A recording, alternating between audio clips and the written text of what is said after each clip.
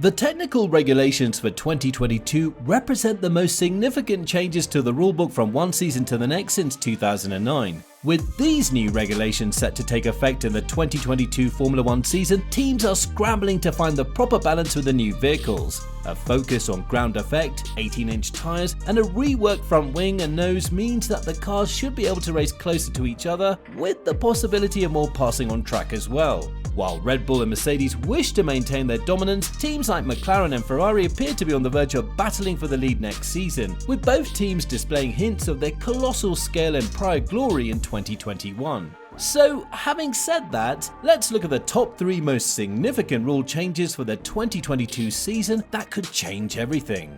Aerodynamics. The aerodynamics of Formula 1 are everything. Throughout the season, teams spend tens of millions of dollars designing, simulating, and testing the aerodynamic efficiency of their cars.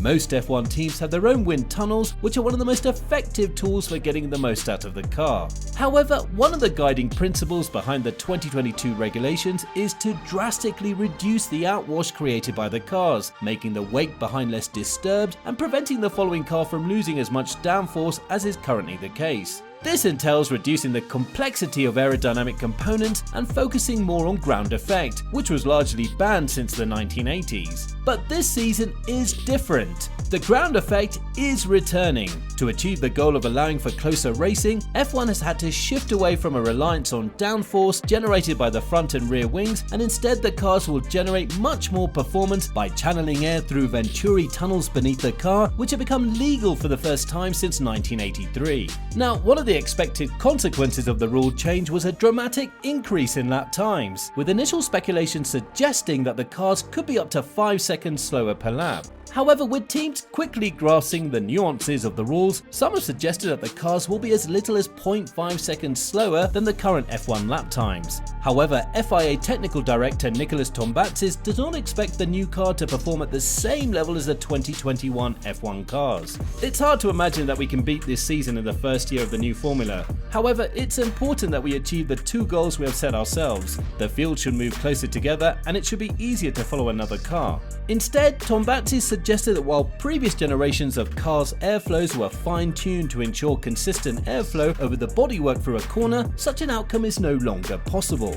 There's quite a few challenges in drivability terms nowadays. Teams had developed the through corner performance from a drivability point of view and for stability, and they did a lot of work in the simulator. They also did a lot of work on the aerodynamics to make sure the car didn't have quick changes of characteristics through the corner that would unsettle the driver. To my understanding, the new rules make that a bit more difficult. So therefore, the cars I think will be a little bit more difficult to drive, which I think is a good thing. Drivers who have tried the cars in simulators have echoed that sentiment, claiming that the cars do not feel as stable. As McLaren's Lando Norris said, "I don't think it'll be as nice to drive in a way. I think it'll be a little bit more on the limit in terms of pushing and so on. A little bit like F2 in a way, I think, where you see more fighting the car and stuff." The limitations on what teams can do, combined with the changes in car characteristics, should place a greater emphasis on driver talent, which Tombazis welcomes. I think it's a good thing for the skill of the drivers that the car isn't as predictable. I think it's going to be potentially more difficult to drive because they may not be as refined in some of the characteristics.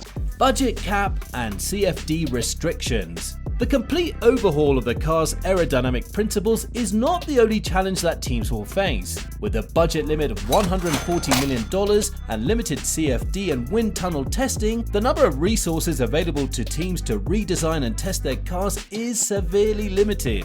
McLaren Technical Director James Key admitted that it's the most difficult challenge he's faced in his long F1 career. It's a shame that we live in a world where we're trying to adapt to the cost cap era. We have things like less wind tunnel and CFD time, for example, and that sort of thing. So that's kicked in almost a year too early. I think those added complications have made probably the biggest blank sheet of paper we've had with a Formula 1 car in my memory, which is like 25 seasons now. To come with additional constraints and restrictions, it's always nice to have the full freedom to do these things, but that's not right with the ethos of the cost cap, so the fact that everyone has got that challenge, I suppose, is a good thing. Furthermore, leading teams are concerned that the sliding scale aerodynamic tests, or STAT, which will allocate each team's allowance of wind tunnel and CFD testing based on on-track performance, will further complicate matters. Toto Wolff, CEO and team principal of the Mercedes F1 team, believes that teams such as Ferrari and McLaren, which have not consistently competed at the front, will have an advantage. We're all operating under the same financial cap and the concepts are very new. Then what was introduced is the aerodynamic regulations, where teams based on their standing in the championship had a little bit more allowance. So it's pretty much possible that teams who hadn't competed for the World Championship this year, whether it's Ferrari, McLaren or Aston Martin or Alpine, are capable of coming up with the intelligent concept based on much more runs than everybody else and just doing it very right. I think we need to expect much closer fighting for championships and races than we had before, and that's exciting. New 18-inch tyres. F1 cars have used 13-inch wheels and tyres for decades. In 2022, that will be replaced by a much more modern 18-inch wheel and tyre assembly. Following the Abu Dhabi Grand Prix, the new 18-inch wheel was tested at the Yas Marina circuit and will be a major focus in the coming year. Pirelli, the manufacturer of Formula 1 tyres, claims that the change in size will reduce the amount of heat that accumulates in the wheel and tyre as they slide across the racetrack. Less heat means longer tyre life, which will affect how race teams plan their strategy. Pirelli hasn't revealed much about earlier testing or how its new tyres performed, but after Abu Dhabi, the company's F1 boss, Mario Isola, provided some intriguing insights into what we can expect. I have to say that in general we found first of all the delta lap time between compounds in line with our tyre development tests. So I can say that this number is quite in line with our findings during the year and during our tyre development tests. Clearly the C1 and C2 are not the best compounds for Abu Dhabi. It's a low severity circuit where we use mainly the C3, C4 and C5. So in general for C1 and C2, the comment was that the grip was low, but they're very consistent. One characteristic stood out to Isola after speaking with drivers. I can say that the general comment from all the drivers was about understeer. It seems that our rear tyre is much stronger, it's pushing a lot the front, and the general feedback was on an understeer balance. Consider that using the mule cars, the possibility to adjust the setup was limited. So in some cases, even if the teams were working around the setup of the cars were still understeering because of this strength of the rear tyre. Talking to the teams, they believe that they can balance the new cars quite easily. They told me they're not worried at all about the understeer, and they knew that with the new cars they were expecting a bit of that, so they seem to be not worried at all.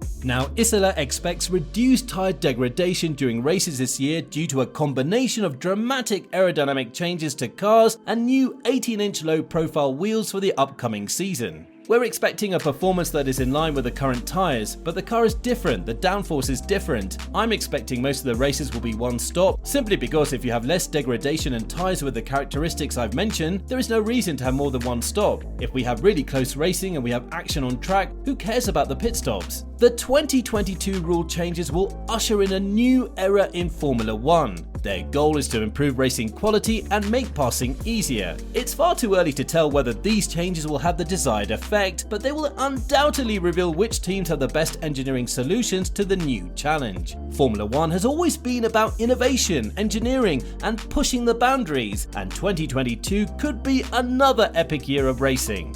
Let us know what you think. Will Red Bull and Mercedes maintain their dominance? Which team do you believe will benefit the most from the new rules? Will there be a new champion in 2022? Please let us know in the comment section below, and if you like the video, be sure to like, subscribe and click the bell to receive notifications when new videos are posted.